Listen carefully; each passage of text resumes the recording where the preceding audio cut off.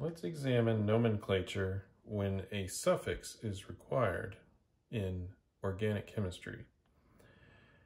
And examples of these would be alcohols, amines, ketones, aldehydes, and a few others, but those are what we're going to focus on in the next few videos.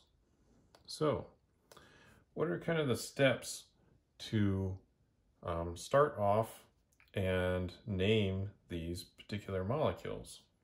Well, first we'll need to determine the functional group priority, and we'll do this based on the rules laid out by the IUPAC system. And in these rules, amines are lower priority than, say, alcohols.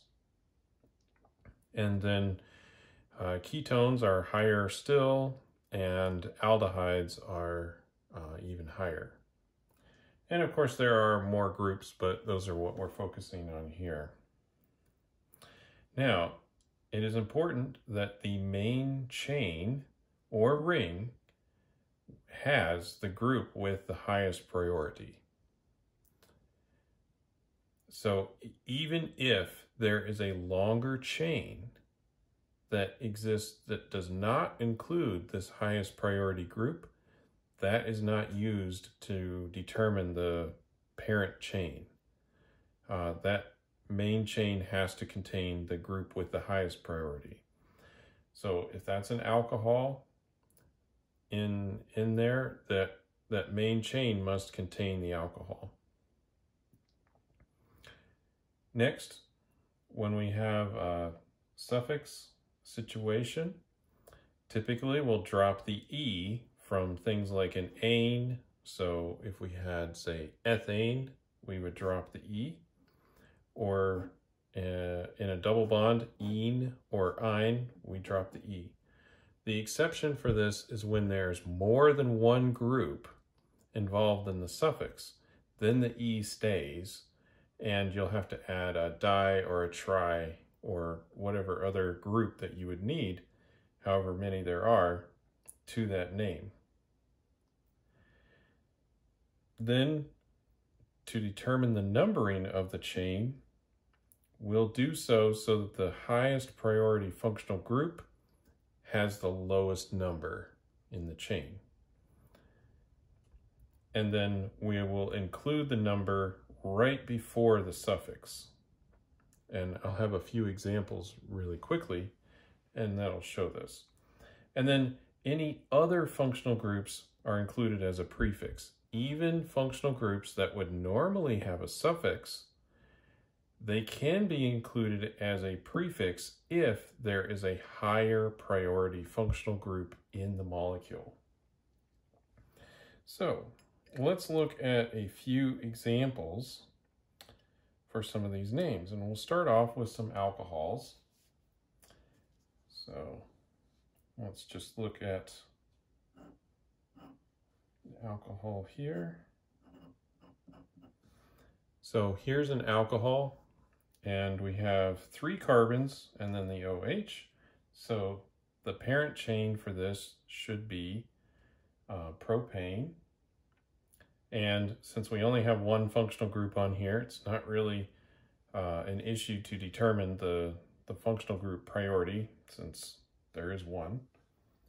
And next we will drop the E from the propane, and we'll put the locator number right before the suffix, and that's done like this.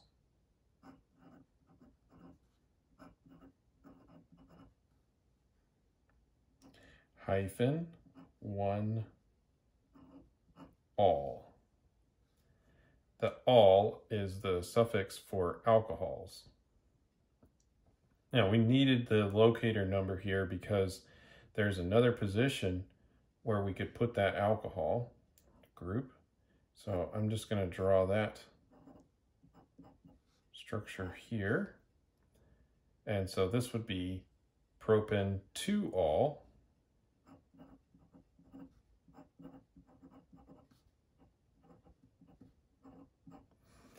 The common name for this is isopropanol, or rubbing alcohol. but the IUPAC name, propane-2-all. You've probably heard of ethanol.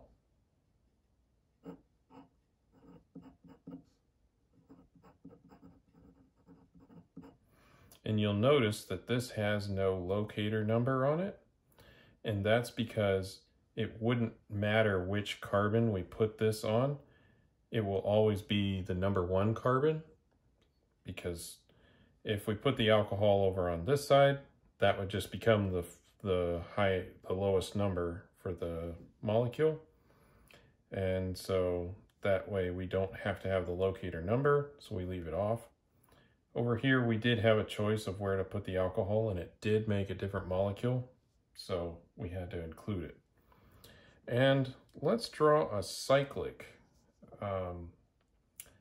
alcohol up as well.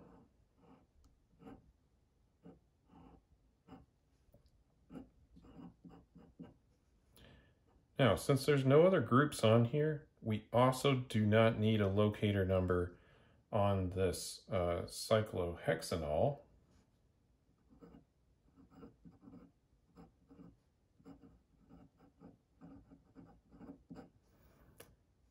Since any position on the ring is chemically equivalent, so no locator number needed.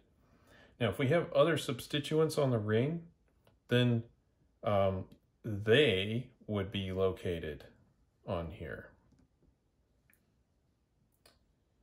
All right, I also mentioned that amines are groups that include a suffix.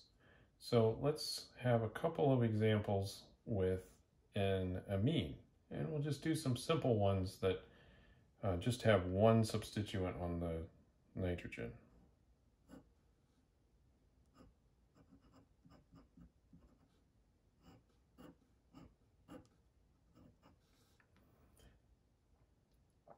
So I've added another functional group here, and the amine is the higher priority functional group.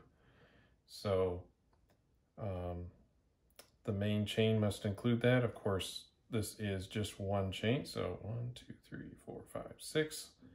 And we want to make sure that the nitrogen has the lower number. So if we start counting from this direction, 1, 2, 3, 4, we'd have that at the 4 carbon.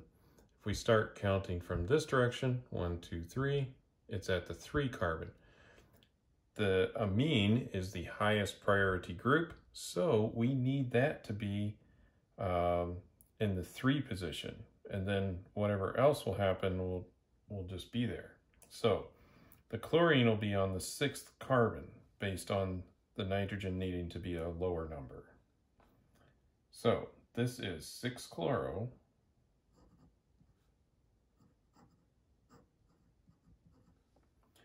hexane, because there are 6 carbons,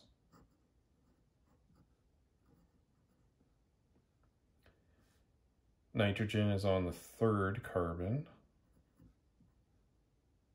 and then it ends in amine. So 6-chlorohexane 3-amine. That's the name for this one. And now let's look at a cyclic compound that has an amine, although this could really apply for an alcohol as well.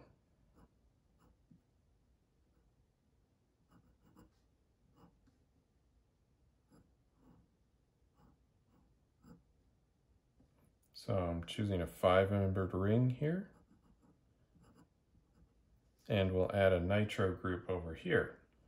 Now, this needs to be on the lowest the lowest numbered carbon, because this is the highest priority group.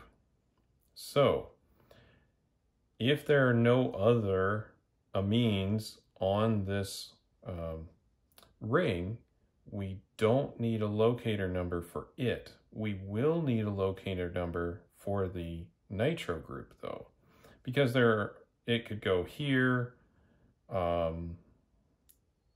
Yeah, it could either go here or there. Those are two different molecules. If it went these other places, those are just replicates of it. So we'll need a number to identify that. So this is the first carbon, 2, 3. So this would be on the third carbon. If we counted around the other side, it would be a higher number, but 3.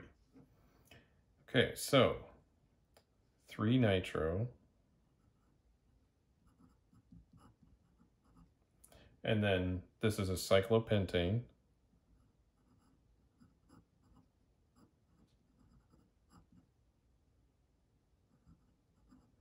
Now be careful, especially when you're writing in pen, got to leave the E off of this.